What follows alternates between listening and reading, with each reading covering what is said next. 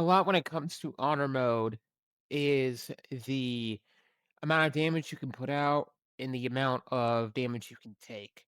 So having a high level necromancer on your side of the field that can have 12 to 15 summons comes in handy. So today I'm going to show you a build I use for almost every one of my runs. It does not matter what character you use, simply because there's not really any, I guess, racial abilities that help this. You get like, for instance, the halfling's luck racial ability isn't gonna affect your summons, but it will affect you, right? So basically, here is all my stats: strength 8, dex 16, constitution 17, intelligence. Why is intelligence so low? Because what you're gonna do is you're gonna go to the blighted village in Act 1. You're gonna convince the lump the enlightened to work with you, or you can just kill him off the bat. I would not recommend that in honor mode, but if you can do it. Uh, and when you convince him to work with you by either paying him or rolling a high persuasion check, summon him in when you're fighting Dror Ragslin, and most of the time, I think it's every single time they have fought with me, they have died. So use that to your advantage. Wisdom, this will be explained later on, but here are the stats. Skill proficiencies, doesn't matter. You can do whatever you want, whatever you think is RP worthy. So let's continue this.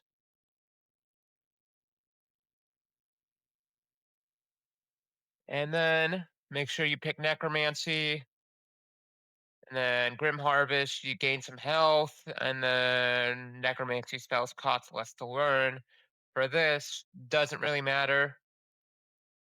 For the spells that you learn at level 1, I do recommend Mage Hand, Magic Missile, Chromatic Orb, and Find Familiar. Because with Mage Hand, you can use that on Grim in Grimforge to lead him under the hammer. Right, and accept. Level 3, again, doesn't really matter. I would pick Knock, mainly because I have never found a scroll of Knock. I know there probably is one. I have just never found one. So do that just because it makes it less annoying sometimes. And then here again, doesn't matter. Maybe Bone Chill and Dancing Light. And then maybe Shatter and Shadow Blade. Again, doesn't really matter. For this, it doesn't really matter. If you want, you can do tough. You could do Warcaster, I guess, or you could just like improve your con, which I would not recommend doing for reasons that will become apparent later in the video. So level up,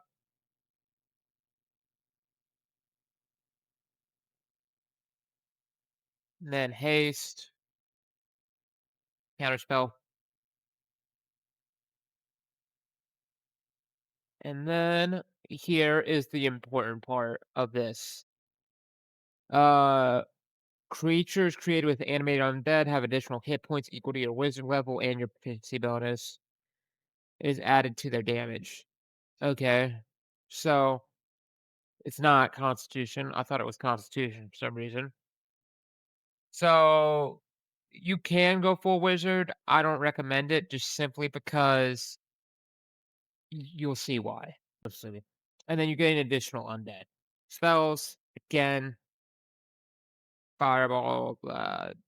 That doesn't really matter because you can just learn scrolls. And now we are at level 7.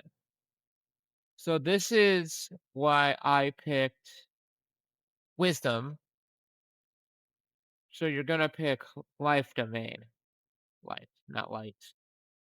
Uh, and it gives you just disciple of life, which you gain when you heal someone. The target regains additional hit points equal to their +2 in the spell's level. Okay, so and why I picked that is because you are gonna be sitting in the back. Your summons are gonna be going forth, taking a brunt of the damage, and you can heal things like Cambion, Diva, the elementals, us, Scratch, the Crow. You can heal things that aren't considered undead, which is a really good tactic. And also you can heal your allies in the back. So level up, you get this, which is really good. This is all self-explanatory. Just the rest is gonna be cleric. Or you could dip into some other stuff if you want to experiment. But now it's time for the important stuff. So with summons that you can get naturally, you can get us. There is us. Uh, and then you can get the crow. How you get this, which it's 1 health, but like when you it will be 26 health once I show you a tactic. How you get this is you do the He Who Was quest in Act 2, and you have to basically make the chick suffer. Is wanting you to judge. And then for the Infernal Rapier, you need to take Will with you when you go into the final Merkel dungeon. Release Zariel and convince her to give you this. It's a persuasion check, and it allows you to get an additional campion. Along with that, in the um, what is it? And see here, you can learn all these spells too. In the what's it? Sorcerer Sundries in the I guess the vaults. There is a scroll that a wizard can learn that can let you cast an additional diva, right? So then you can have a diva and a campion. And I think, yeah, I don't think it casts two. It may cast two because of additional undead. I'm not entirely sure. I don't think it does. Um,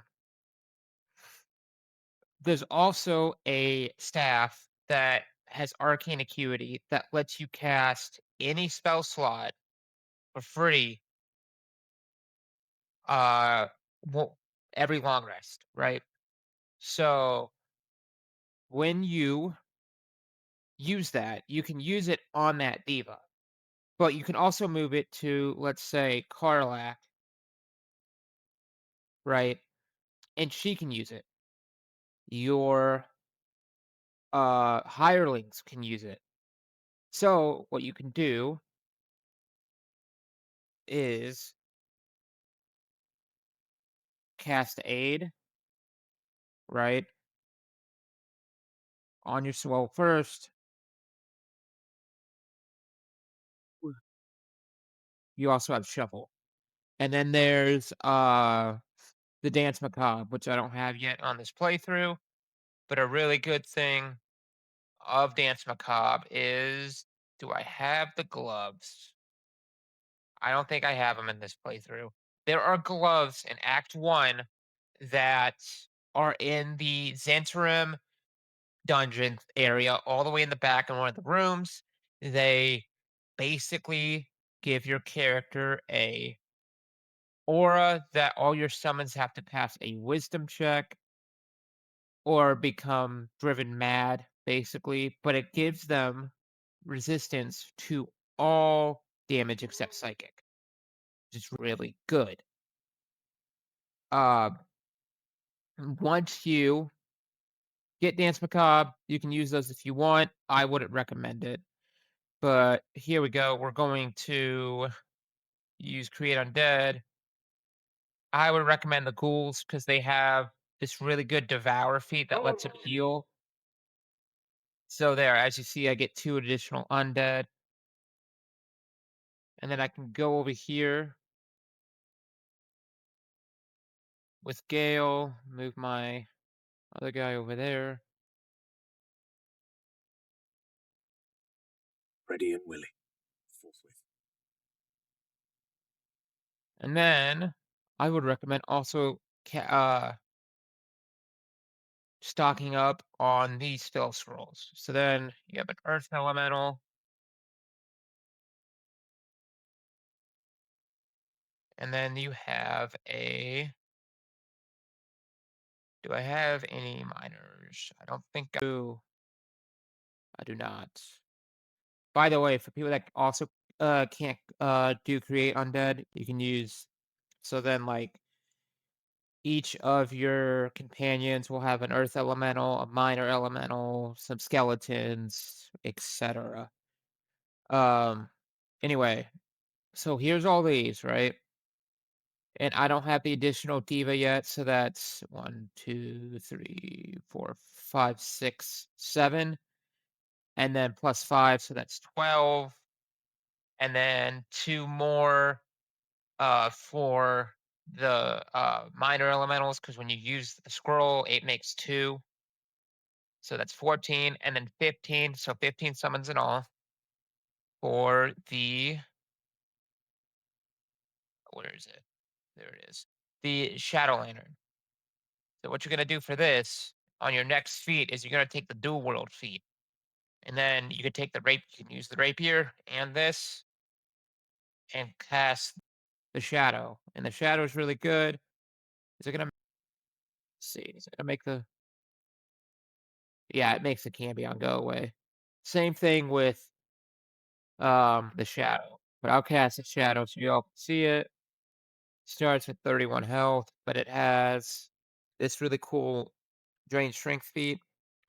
Not feat, but ability. And if you get a creature's strength down to 0, dies. Seek and you shall find me. Um, and then I'll just show you all this. You can buff your summons with your hirelings. So what I would recommend is besides your crafter hireling, which most of them are going to be clerics for the buffs, you can use a level 6, would be plus 20. So that would be, and I think they level up with you. I think at max level us is like 86. I think the ghouls are like 80, etc. But there you go. And you can also use this on your whole party as well for the extra health. And then you can use Warding Bond on stuff like the Shadow, which then gives it a +1. But you could also, this is really cool, use stuff like Mage Armor on the Shadow. So then that brings its AC to 17, which is really cool. But you can use Mage Armor on us. You cannot use it on the elemental because its base is higher than uh, the actual mage armor itself. You can use mage armor on the ghouls, skeletons, the zombies. You cannot use it on the divas. You can use it on the minor elementals. So mage armor.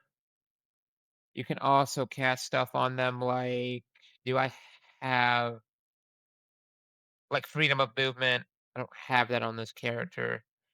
Freedom of movement, death ward, stuff like that. Oh, well, here. Sorry, dogs. So here, I'll show this. I don't know if it's gonna have. Is it? Yeah. So here, 2 mud myths, and you can come over here. Bada boom. Muck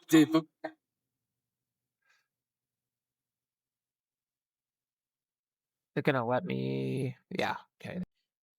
So there you see +3 for mage armor, +1 for dex, which is still really good, right? So then you have all these summons. You could stock up on scrolls, with ignore the name of my character. I lost my last R mode run. I made a joke character because I was salty. But you can also use all those scrolls on things like this. So on your party. So now let's get into gear. Like I said, I would recommend you using the Infernal Rapier if you can get it, and the Shadow Lantern. Once you get another feat, right, from whatever second dip you take up, or if you decide to go full wizard, I wouldn't recommend it. But definitely do something that is spell casting. Uh, get the amulet from the House of Hope that allows you to increase your constitution to 23. Well, actually, never mind, don't. Right? It doesn't matter simply because I thought originally that it was the health got increased by the constitution, but it's not. So, gear really doesn't matter unless you find something to like buff your stats. What you can do is use this. And then once you get that amulet from the House of Hope, slap it on your wizard, so your intelligence, so you can just like basically switch from Constitution to intelligence. Um, I only say that simply because in early levels you're not going to have that many summons. This build doesn't really start going until level 6. The only boots that really matter, I mean gloves, are these, which give you the Raven summon, which you can use to blind people, which its health is going to be like 21, 26 at the max. Doesn't really matter. Uh, be honest. Like I said, the real things that get this build going are the headband of intellect, the shadow lantern, which I think most people know how to get, and the rapier. Uh, that's about it, I believe. But this is a really good way to um basically mitigate damage. And keep it going. Keep players alive. The reason why you're picking cleric is because you're gonna sit in the back and just buff heals. If you would like to see this build in action, let me know. Simply because uh I don't have time to get like all the summons today. I may make an updated like little video once it's done. But this is a really good build that's helped me out a lot. Uh and then remember to like and subscribe, comment down below your thoughts, and I'll see y'all later. Peace.